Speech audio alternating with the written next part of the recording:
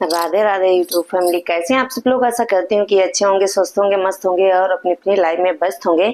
सो मैं भी बढ़िया हूँ। मेरा नाम है अंजलि, मेरे ब्लॉग का नाम है अंजलि रामू ब्लॉग। तो प्लीज आप लोग अपना प्यार सपोर्ट जरूर बनाए रखिए। मैंने आप लोगों से कल क्वेश्चन किए थे तीन तीन मैंने कल क्वेश्चन किए थे, जिसका जवाब किसी ने नहीं दिया। हाँ, पता है मुझे कि इंटरेस्ट नहीं आ रहा है अभी आप लोगों को, लेकिन आप लोग ये बताइए कि अगर मैं मतलब वो क्या बोलते हैं, मतलब ब्लॉग डालूंगी कॉमेडी वाले या फिर ज्यादा ड्रामे वाले, तो उसमें क्या होता है, केवल बड़े लोग देख सकते हैं, ठीक है। बच्चे तो देख नहीं सकते हैं, क्योंकि बच्चों को ये सब दिखाना भी नहीं चाहिए। तो मैं ऐसा ब्लॉग क्यों डालूं कि बच्चे ना देख पाए।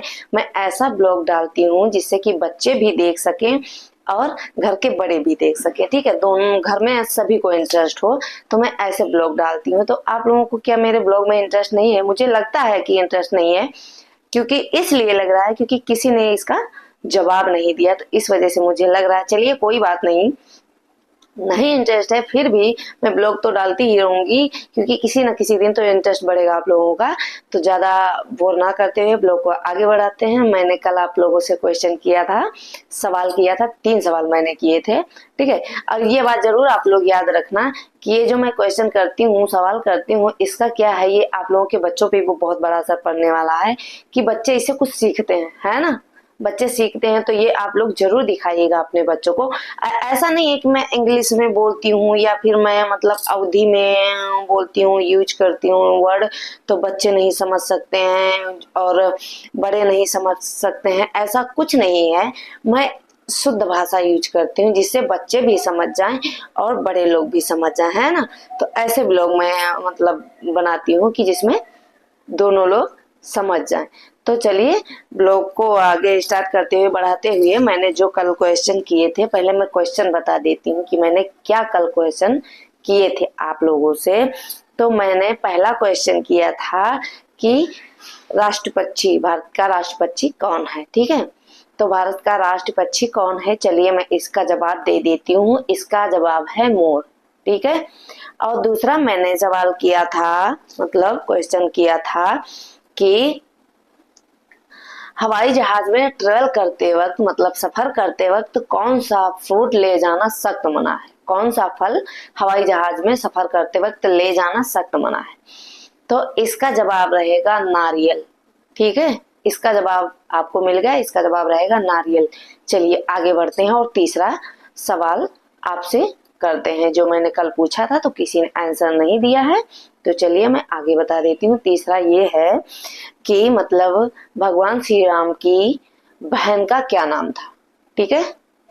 तो जिसको मतलब किसी ने जवाब नहीं दिया, तो चलिए मैं बता ही देती हूँ। भगवान श्री राम की बहन का नाम था शांता, ठीक है। मैंने कल क्वेश्चन किए थे 3 कल वाले ब्लॉग में, जिसका जवाब किसी ने नहीं दिया है। तो मैंने सोचा चलिए मतलब मैं मतलब पहले तो सवाल करती हूँ आप लोगों से, फिर क्या होता है उसके दूसरे दिन जब मैं ब्लॉग को अपलोड करती हूँ, बनाती हूँ, तो पहले जो मैंने क्वेश्चन किए थे उसका जवाब मैं बता देती हूँ, फिर उसके बाद मतलब आगे के क्वेश्चन पूछती हूँ। तो ऐसा आप लोग ये सोच रहे होंगे कि इंटरेस्ट तो ज्यादा आ नहीं रहा है ये ब्लॉग। हाँ, मुझे पता है आप लोगों को इंटरेस्ट नहीं आ रहा होगा, इतना मजा नहीं आ रहा होगा, क्योंकि आजकल दुनिया ऐसे बर्बाद हो रही है। बहुत लोगों को बुरा भी लग सकता है कि हाँ, वो अंग प्रदर्शन वाले जो आजकल वीडियो चले हैं, ठीक है, तो वो आपको लाइक व्यूज तो मिल जाएंगे, लेकिन जो अपना इज्जत होती है ना, अपना सम्मान होता है, वो नहीं मिलेगा। अगर लाइन में खड़ा कर दिया जाए कि ये वो नंगे डांस वाले हैं, मतलब मैं बोल रही हूँ आप लोगों को बुरा ना लगे, और ये जो अपना मोटिवेट वाले बनाते हैं या फिर अपना समाज को मतलब मोटिवेट करने के लिए, मतलब सही रास्ते पे जाने के लिए, अच्छी जानकारी देने के लिए बनाते हैं, तो किसको लोग चुनेंगे। तो देखिए भाई, मैं जानती हूँ, ठीक है, मैं जानती हूँ कि लोग उस वक्त मोबाइल पे सपोर्ट करते हैं जो नंगा नाच करते हैं, ठीक है। लेकिन अगर सामने से उनको चुनना होगा तो वो उनको नहीं चुनेंगे, वो उनको चुनेंगे जो समाज को सुधारने का तरीका बता रहे हैं, ठीक है, जो समाज को, जो बच्चों को सही रास्ता बता रहे हैं, कुछ जानकारी बता रहे हैं, इनको चुनेंगे। ठीक है, तो देखिए आप लोग पॉपुलर तो बहुत हो जाते हो, लेकिन क्या है, इज्जत नहीं रहती आप लोगों की। समझ रहे हो मेरी बात को? बुरा मत मानना, बहुत सारे लोगों को बुरा भी लग सकता है। तो इज्जत उनकी रहती, तो इसलिए देर से ही सही, देर से ही आप लोग ऊपर बढ़ो, लेकिन अपनी जो समाज में इज्जत है ना, उसको नजरअंदाज ना करो, उसको अपने मन में या दिल में ध्यान में रख के तब अपना कार्य आगे करो। ठीक है, चलिए आपको परेशान ना करते हुए ब्लॉग को आगे बढ़ाती हूँ, वरना बोलेंगे ये तो अपनी रामायण कथा रामायण कथा शुरू कर दी है। चलिए ठीक है, तो मैं मतलब आज मैं सवाल लेके आई हूँ 6। ठीक है, वैसे तो मैं रेगुलर 3 पूछती थी, लेकिन मैंने सोचा कि थोड़ा ब्लॉग लंबा हो जाएगा तो अच्छा भी रहेगा, और बहुत छोटा ब्लॉग है, तो चलिए मैं आप लोगों को थोड़ा ज्यादा भी जानकारी मिल सकती है। 3 सवाल करूंगी तो इससे थोड़ी जानकारी मिलेगी, अगर मैं 6 करूंगी तो आप लोगों को ज्यादा जानकारी मिलेगी। ठीक है, तो इस वजह से मैंने मतलब 6 क्वेश्चन, 6 सवाल अब कंटिन्यू करूंगी। ठीक है, आप लोगों से 6 सवाल रेगुलर पूछूंगी, और जिसका जवाब जिसको आता है कमेंट बॉक्स में दे सकता है, अगर नहीं आता है तो प्लीज आप लोग कमेंट करके मुझसे पूछ भी सकते हैं, मैं बताती हूँ। आज का जो सवाल रहेगा वो मैं आज ब्लॉग बनाऊंगी तो मैं मतलब सवाल पूछूंगी, और फिर कल का जो ब्लॉग रहेगा उसमें मैं पहले सवाल का जवाब देती हूँ, फिर आगे का मतलब ब्लॉग बढ़ाती हूँ। ठीक है, तो ऐसा नहीं कि मैं सवाल पूछ लेती हूँ और आप लोगों को जवाब नहीं बताती हूँ, तो ऐसा कुछ नहीं है। मैं सवाल भी बताती हूँ और उसका जवाब भी बताती हूँ। ठीक है, तो चलिए आपको परेशान ना करते हुए ब्लॉग को आगे बढ़ाती हूँ। मेरा सबसे पहला सवाल ये है कि सबसे अधिक डाकघर किस देश में पाए जाते हैं? आ गया समझ? नहीं आया? चलिए फिर से रिपीट कर देती हूँ। सबसे अधिक डाकघर किस देश में पाए जाते हैं? ठीक है, ये हो गया मेरा पहला सवाल। और चलिए दूसरा सवाल आप लोगों से पूछ लेती हूँ। दूसरा सवाल मेरा ये है कि फेसबुक के संस्थापक कौन है? ठीक है, समझ आ गया?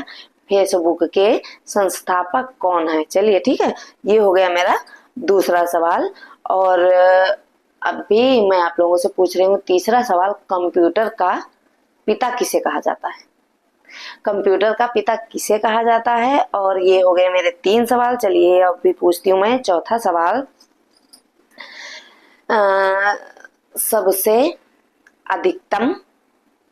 सबसे अधिकतम सोना कितने कैरेट का होता है? मतलब सबसे अधिकतम सोना कितने कैरेट का होता है? तो चलिए मैं इसका ऑप्शन दे देती हूँ आप लोगों को, ताकि आप लोगों को आसानी हो जाएगी। अब बहुत सारे लोग सोना पहनने के बहुत ज्यादा शौकीन होते हैं, बहुत सारे लोगों की मजबूरी होती है जो कि नहीं ले पाते हैं, तो मैं किसी का दिल नहीं दुखाना चाह रही हूँ, मैं बस एक सिंपल सा सवाल कर रही हूँ। तो इसका ऑप्शन मैं पहले बता देती हूँ आप लोगों को। पहला रहेगा 16, दूसरा रहेगा 18, तीसरा रहेगा 20, चौथा रहेगा 24। कितने कैरेट का सोना होता है? ठीक है, शुद्धतम सोना कितने कैरेट का होता है? तो प्लीज आप लोग, मैंने ऑप्शन भी आप लोगों को बता दिए, तो प्लीज आप लोग जरूर बताइएगा कितने कैरेट का सोना होता है। और क्या बोलते हैं, 5वां सवाल ये है कि गिलहरी कौन सा रंग नहीं देख सकती है? ठीक है, गिलहरी कौन सा रंग नहीं देख सकती है? तो आप लोग बोले तो इसका भी मैं ऑप्शन बता देती हूँ। चलिए बता ही देती हूँ, क्योंकि आप लोगों को भी आसानी हो जाएगी। पीला, लाल, नीला, बैंगनी। पीला, लाल, नीला, बैंगनी। ठीक है, ये हो गया 5वां सवाल। ठीक है, और अभी मैं पूछती हूँ 6वां सवाल। ठीक है, 6वां सवाल मेरा ये रहेगा कि कौन सा पक्षी चंद्रमा के प्यार में रोता है? कौन सा पक्षी चंद्रमा के प्यार में रोता है? ठीक है, तो चलिए मैं इसका भी आपको बता देती हूँ, ऑप्शन दे देती हूँ। इसके ऑप्शन 2 दूंगी, 4 नहीं दूंगी, 2, क्योंकि आप लोगों को बहुत ज्यादा आसानी हो जाएगी।